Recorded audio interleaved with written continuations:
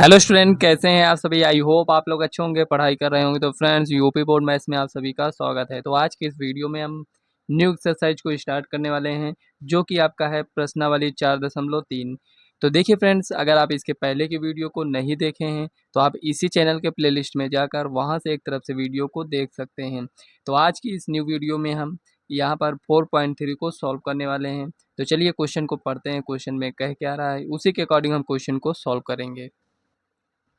तो यहाँ पर देखिए, इसको पढ़ते हैं। क्वेश्चन में कह क्या रहा है, कह रहा है निम्नलिखित सारणिकों के अवयवों के उपसारणिक एवं सहखंड लिखिए। तो यहाँ पर देखिए, निम्नलिखित सारणिकों के अवयवों के उपसारणिक और हमें सहखंड को लिखना है। क्या क्या लिखना है, हमें उपसारणिक और सहखंड को लिखना है। यहाँ पर कितने क्वेश्चन दिए गए हैं तो यहाँ पर आप देख सकते हैं। तो चलिए एक एक क्वेश्चन को हम सॉल्व करते हैं। तो यहाँ पर देखिए, क्वेश्चन को सॉल्व करने से पहले यहाँ पर हम आपको ये बता देंगे कि यहाँ पर उपसारणिक को हम किससे रिप्रेजेंट करेंगे और शाखंड को। तो उपसारणिक को हम यम से रिप्रेजेंट करने वाले हैं और शाखंड को ए से। ठीक है ना, यहाँ पर आपको ये ध्यान में रखना है ये। तो चलिए इस क्वेश्चन को हम सॉल्व करते हैं। हम कैसे इसको सॉल्व करेंगे, यहाँ पर आपसे कह रहा है इसमें ये इसको दिया गया है और आपसे कह रहा है उपसारणिक निकालिए। मतलब सारणिक देकर उपसारणिक कह रहा है कि इसमें निकालिए। तो चलिए यहाँ पर इसको हम सॉल्व करते हैं। देखिए ये क्या है, ये 1 1 है, ये 1 2 है, ये क्या है 2 1 है। मतलब ये आपको ये बता रहे हैं कि किस पंक्ति और किस स्तंभ में है। ये तो आप वैसे भी पहले से ही जान चुके होंगे। तो चलिए यहाँ पर इसको हम सॉल्व करते हैं। तो यहाँ पर अगर हमें M11 को अगर देखना हो उपसारणिक क्या होगा, तो यहाँ पर हम क्या करते हैं, जिसका हम देखते हैं उसको यहाँ पर ढक देते हैं। यहाँ पर इसके सामने का और इसके सामने का इसको हटाइए आप। देखिए यहाँ पर ये है ना, तो इसके सामने ये है, इसको कट कर दीजिए। यहाँ पर जैसे आप 2 देख पा रहे होंगे, इसको कट करिए और इसके सामने का इसको। बच क्या रहा है, यहाँ पर क्या है, यहाँ पर 3 है। तो यहाँ पर ये क्या हो जाएगा 3।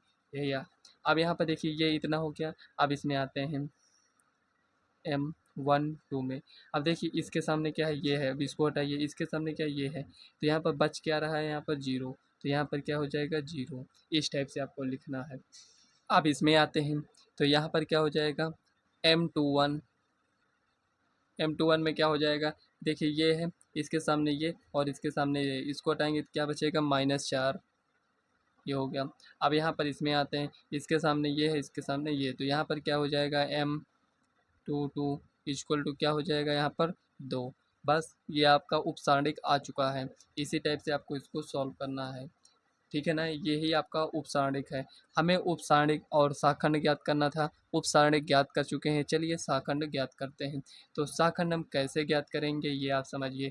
शाखंड ज्ञात करने के लिए Aij इक्वल टू क्या होता है -1 और यहाँ पर I + j Mij। कुछ इस टाइप से यहाँ पर हम शाखंड को ज्ञात करते हैं। यही आपका फार्मूला हो जाएगा। यहाँ पर देख लीजिए, ये आपका फार्मूला है। मतलब यहाँ पर इस फार्मूले को देखकर आपको क्या समझ में आया है कि यहाँ पर जो भी हम उपसारणिक निकाले हैं उसमें -1 से गुणा करेंगे और यहाँ पर I + j का मतलब ये पंक्ति है, ये स्तंभ है। देखेंगे अगर यहाँ पर सम आएगा तो यहाँ पर जो भी उपसारणिक में है उसी को लिखेंगे। अगर यहाँ पर विषम आएगा तो इसमें हम साइन को चेंज कर देंगे। ठीक है ना, इसको आपको ध्यान से समझना है। तो चलिए यहाँ पर लिख देते हैं शाखंड। ऊपर हम क्या ज्ञात किए थे, उपसारणिक। यहाँ पर लिख देते हैं शाखंड ताकि समझ में आए डिफरेंस। तो यहाँ पर देखिए A11 अगर हम देखें तो यहाँ पर हम क्या लिखेंगे, ये क्या है आपका 1 और 1 को ऐड करेंगे तो क्या आएगा, सम आएगा। इसका मतलब जो भी लिखा है उसी को हम लिख देंगे। ये हो गया। अब यहाँ पर आते हैं A21 इक्वल टू 2 1 क्या होता है 3। तो यहाँ पर जो भी साइन लिखा है इसको हम चेंज करेंगे। तो यहाँ पर -4 है तो यहाँ पर +4 हो जाएगा। अब यहाँ पर M है, मतलब कि A12 कितना हो जाएगा 2 1 3। जो भी साइन है उसको चेंज करेंगे, लेकिन 0 है तो इसमें कुछ हम चेंज नहीं करेंगे। अब इसमें आइए, तो यहाँ पर क्या हो जाएगा A22 इक्वल टू क्या है, यहाँ पर 2 और 2 को ऐड करेंगे तो क्या आएगा, सम आएगा। मतलब जो भी लिखा है उसको हम ऐसे ही लिख देंगे। ये हो गया। तो आपको यहाँ पर क्या समझ में आया है, इसी टाइप से। देखिए अब आप सोच रहे होंगे कि इस फार्मूले का यूज हम क्या कहाँ किए हैं, लिख तो दिए हैं। तो यहाँ पर देखिए देखिए क्या ये इतना ही आएगा, चलिए चेक करते हैं। तो -1 हो जाएगा और यहाँ पर क्या है 1 1 है, तो 1 + 1 और MIJ कितना है यहाँ पर 3 है, इंटू 3। अब यहाँ पर देखिए -1 की पावर में कितना है 2 है, और उसके बाद इंटू 3, तो -1 को 2 बार लिखेंगे तो +1 इंटू 3 इक्वल टू 3। अब देखिए इतना कुछ करने से अच्छा है यहाँ पर आप क्वेश्चन को डायरेक्ट सॉल्व करिए, आपके पास इतना टाइम नहीं है, ठीक है ना। तो इस टाइप से आपको सॉल्व करना है। देखिए अगर नहीं भी समझ में आया है तो चलिए नेक्स्ट क्वेश्चन को सॉल्व करते हैं, उसमें आपको समझ में आ जाएगा। तो यहाँ पर देखिए सेकंड क्वेश्चन नोट कर लिए, तो चलिए इसको हम सॉल्व करते हैं। लिखेंगे सोल्यूशन, और यहाँ पर हम उपसारणिक निकाल रहे हैं, तो यहाँ पर लिख देंगे उपसारणिक।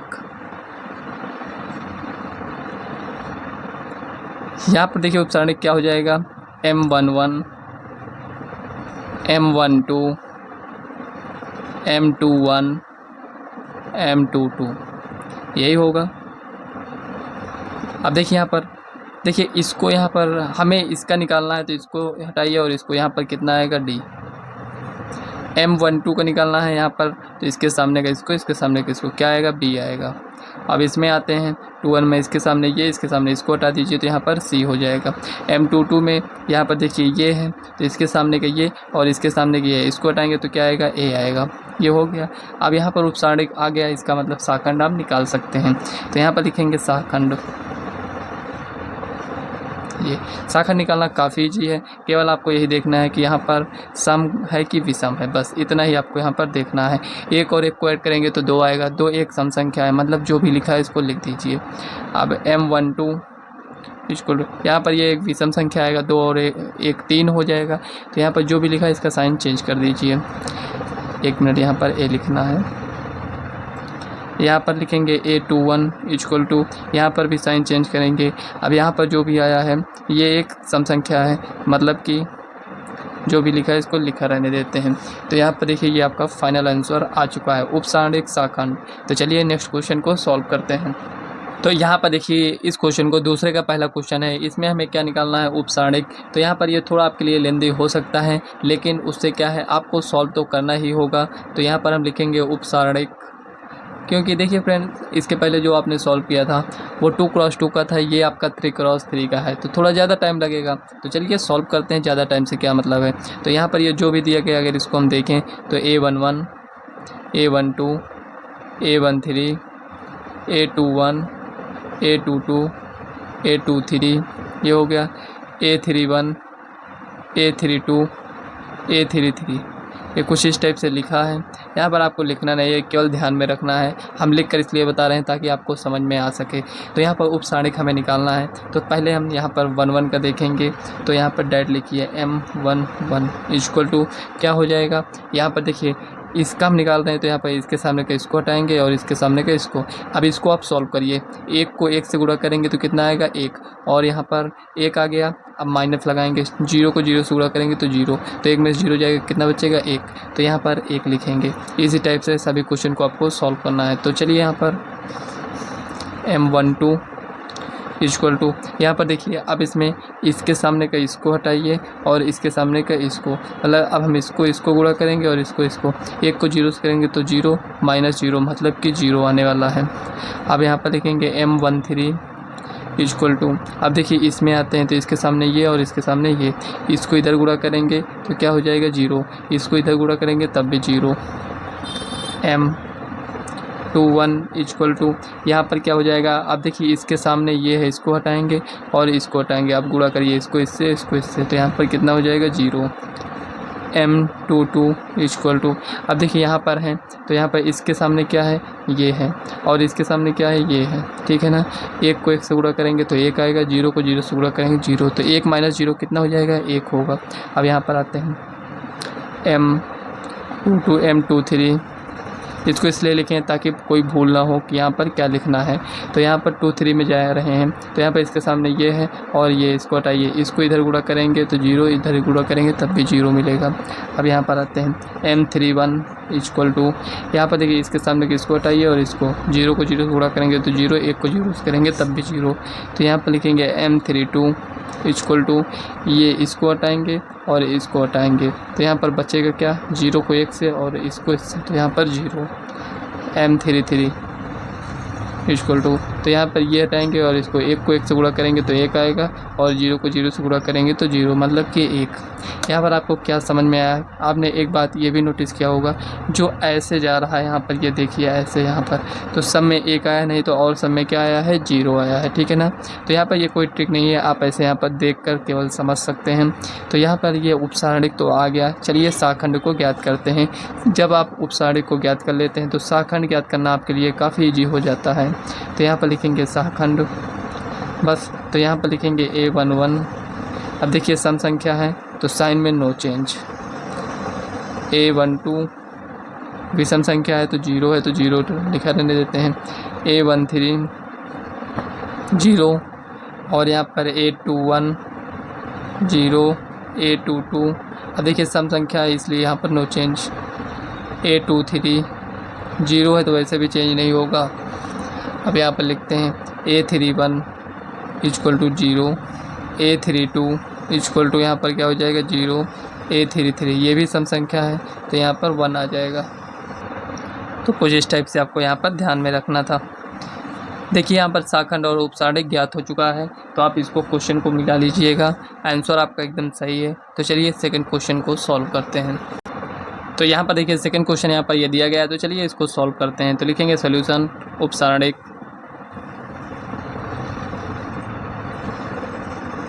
ये हो गया। अब इसको यहाँ पर चलिए सॉल्व करते हैं। M11 इक्वल टू, यहाँ पर देखिए इसको हम ज्ञात करें तो इसके सामने की ये और इसको सामने का ये, इसको हटाएंगे तो 5 दूना 10। तो यहाँ पर देखिए अगर आपको सॉल्व करने में प्रॉब्लम होती है आप लिख लीजिए 5 दूना कितना हो जाएगा 10, और यहाँ पर माइनस लगाएंगे, 1 को -1 से गुणा करेंगे तो -1, और माइनस पहले से है तो +1 इक्वल टू यहाँ पर कितना हो जाएगा 11। ये हो गया। M12 में आते हैं इक्वल टू, यहाँ पर देखिए इसके सामने ये जाएगा और इसके सामने का ये, तो यहाँ पर इसको इधर गुणा करेंगे 3 दूना कितना हो जाएगा 6। हम जानते हैं कि 0 को इससे गुणा करेंगे तो वैसे भी 0 आने वाला है, तो ज़्यादा यहाँ पर कोई भी कैलकुलेशन नहीं करेंगे। तो M13 यहाँ पर देखिए इसके सामने की ये और ये, इसको हटाएंगे तो इसको इधर गुणा करेंगे तो 3 आएगा, 0 को 5 से गुणा करेंगे तो 0, मतलब कि यहाँ पर कितना आने वाला है 3। ये हो गया। M21 इक्वल टू यहाँ पर कितना हो जाएगा, देखिए इसमें देखिए इसके सामने का ये है और इसके सामने का ये, इसको हटा दीजिए तो बचेगा क्या, 2 को 0 से गुणा करेंगे तो 0 हो जाएगा। उसके बाद माइनस लगाएंगे तो 1 को 4 से गुणा करेंगे तो कितना 4, और जो माइनस था उसको लिख दीजिए। ये हो गया। और यहाँ पर लिखेंगे M22 इक्वल टू, यहाँ पर देखिए इसके सामने की ये है और इसके सामने ये, इसको हटा दीजिए तो बचेगा क्या, यहाँ पर 2 को 1 से गुणा करिए तो 2, और ये यहाँ पर 0 हो जाएगा, मतलब कि आने वाला कितना है 2। 1 मिनट, यहाँ पर 1 क्यों लिख दिए, तो यहाँ पर ये कुछ इस टाइप से। तो यहाँ पर लिखेंगे M23 इक्वल टू, यहाँ पर देखिए ये है तो इसके सामने की इसको हटा दीजिए और इसको 1 को 1 से गुणा करेंगे तो 1 आएगा। ये हो गया। अब इधर आइए M31 इक्वल टू, तो यहाँ पर M31 इसको हटाइए और इसको 1 को 0 से गुणा करेंगे तो 0 हो जाएगा, 5 चौक 20, लेकिन यहाँ पर माइनस में 20 आएगा क्योंकि यहाँ पर देखिए इसको इधर गुणा करते हैं उसके बाद माइनस लगाते हैं तब दूसरा गुणा करते हैं। तो यहाँ पर 5 चौक कितना हो जाएगा 20, और यहाँ पर माइनस लगाएंगे तो यहाँ पर लिखेंगे M32 इक्वल टू, यहाँ पर इसको हटाइए और इसको हटाइए, 1 को यहाँ पर -1 से गुणा करेंगे तो -1 हो जाएगा, और उसके बाद यहाँ पर देखिए इसको हटाएं तो 4 3 12 -12 इक्वल टू -13। ये हो गया। अब यहाँ पर आते हैं M33 में इक्वल टू, यहाँ से इसको हटाइए और इसको, ये हट गया तो 5 को 1 से गुणा करेंगे तो 5 आएगा। ये आ गया। अब देखिए यहाँ पर उपसारणिक आपका आ चुका है, इसको आप थोड़ा अच्छे से लिखना चाहें तो आप लिख सकते हैं, वैसे यहाँ पर जैसे भी लिखा है इसको लिखा रहने देते हैं। तो यहाँ पर लिखेंगे शाखंड,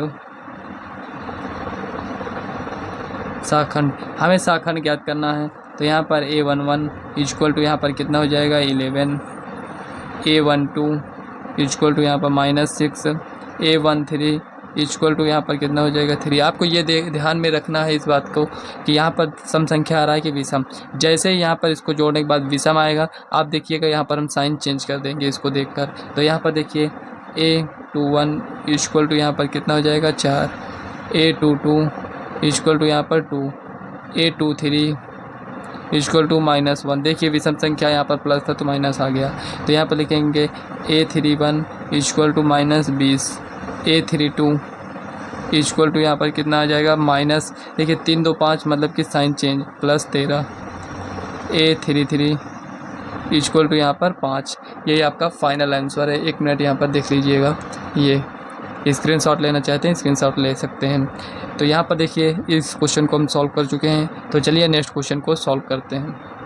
तो यहाँ पर देखिए इस क्वेश्चन को आप ध्यान से पढ़िए, इसमें कह क्या रहा है।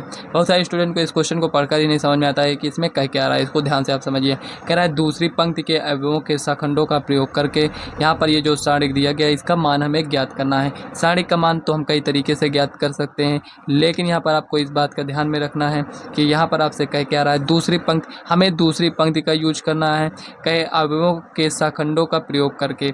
मतलब यहाँ पर ये जो पहली पंक्ति दूसरी पंक्ति का हमें शाखंड निकालना है, और उसके बाद यहाँ पर इसके जो अवयव हैं इन दोनों को अगर हम गुणा करेंगे तो हमें सारणिक का मान मिल जाता है। क्या कह रहे हैं समझ में आया? हमें शाखंड की आवश्यकता होगी, और यहाँ पर ये जो अवयव दिए गए हैं इनको हम क्या करेंगे, इसको और इस जो भी शाखंड आएगा उसको अगर हम उन दोनों को गुणा करेंगे और इन दोनों को गुणा करेंगे, इसको गुणा करेंगे, जोड़ देंगे तो हमें क्या मिल जाएगा, सारणिक का मान मिल जाएगा। आप आंसर कैसे चेक कर सकते हैं, आप सारणिक का मान निकाल लीजिएगा, देखिएगा दोनों का मान सेम आएगा। ठीक है ना, आप आंसर ऐसे चेक कर सकते हैं। तो चलिए इसको हम सॉल्व करते हैं। तो यहाँ पर देखिए इस क्वेश्चन को हम नोट कर लिए हैं। हम सारणिक का मान ऐसे भी ज्ञात कर सकते हैं, जैसे यहाँ पर ये दिया गया है, आपसे बोलेगा सारणिक का मान ज्ञात करिए, तो जैसे हम आपको बताए हैं 4.1 में कैसे मान को ज्ञात करते हैं उससे भी ज्ञात कर सकते हैं। लेकिन यहाँ पर आप पढ़ क्या रहे हैं, उप सारणिक और शाखंड के बारे में पढ़ रहे हैं, तो यहाँ पर हमें इसके अकॉर्डिंग ज्ञात करना होगा सारणिक का मान। तो चलिए ज्ञात करते हैं। तो लिखेंगे सोल्यूशन। आपसे बोला है दूसरी पंक्ति का यूज करना है, तो दूसरी पंक्ति का हम क्या निकालेंगे, हमें शाखंड निकालना है। तो चलिए यहाँ पर ये क्या आता है, यहाँ पर ये देखिए ये दूसरा पंक्ति और पहला स्तंभ है, मतलब A21 और यहाँ पर ज्ञात करना है A22 और यहाँ पर A23। पहले इसको आप पहले ज्ञात करिए, उसके बाद में हम देखेंगे। तो यहाँ पर देखिए इसको अगर हम देखें तो यहाँ से इसका हम ज्ञात कर रहे हैं, तो इसके सामने का इसको हटाएंगे और इसके सामने का इसको हटाएंगे। इसको अब यहाँ पर देखिए इसको कैसे सॉल्व किए हैं। यहाँ पर देखिए इसका हमें शाखंड निकालना था, तो यहाँ पर सबसे पहले हम क्या निकालेंगे, उपसारणिक निकालते हैं। तो उपसारणिक यहाँ पर कैसे आएगा ये समझिए। देखिए यहाँ पर इसको हटाएंगे और इसको 3 को 3 से गुणा करेंगे तो 9, और 8 को 2 से गुणा करेंगे तो 16, माइनस लगाते हैं, ये आप भी जानते हैं। तो यहाँ पर ये कितना आया, उपसारणिक आया है। अब यहाँ पर ये सम है कि विषम है, तो आप कहेंगे विषम है तो माइनस लगाएंगे। अब इसको थोड़ा सा और सॉल्व कर लीजिए, कितना आएगा, 9, 16 में से 9 जाएगा तो 7, और ये माइनस में आएगा तो माइनस माइनस कितना, प्लस हो जाएगा। अब इसमें यहाँ पर देखिए इसको यहाँ से इसके सामने घटाइए और इसके साथ पानते हैं, कितना हो जाएगा 15, और उसके बाद यहाँ पर देखिए इसको हटाएंगे और इसको पानते हैं 15 और -8। देखिए सम है तो कोई चेंजिंग नहीं करेंगे, 15 में से 8 जाएगा तो कितना बचेगा, 7। अब इसमें आते हैं, तो यहाँ पर देखिए इसके सामने का ये और इसके सामने ये, 5 दूनी 10 -3, ये हो गया। अब देखिए यहाँ पर विषम है तो यहाँ पर माइनस लगा देंगे, तो 10 में से 3 जाएगा तो 7, यहाँ पर ये -7 हो जाएगा। यहाँ पर देखिए ये आ गया। तो यहाँ पर हमें किसका मान निकालना था, सारणिक का। तो यहाँ पर लिखेंगे सारणिक का मान।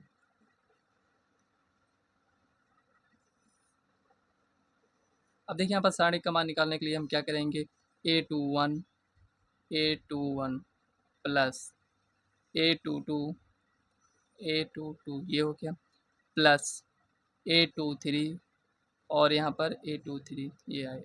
यहाँ पर इसको हम सॉल्व करेंगे, तो यहाँ पर A21 कितना है, यहाँ पर ये अवयव है और यहाँ पर ये शाखंड है, तो यहाँ पर कितना है, 2 है, 2 गुणे A21 का मान कितना है, 7 है, प्लस A22 यहाँ पर ये कितना है, 0 इंटू A22 का मान कितना है, 7, प्लस A23 का मान कितना है, यहाँ पर 1 है, इंटू और यहाँ पर ये कितना है, -7 है।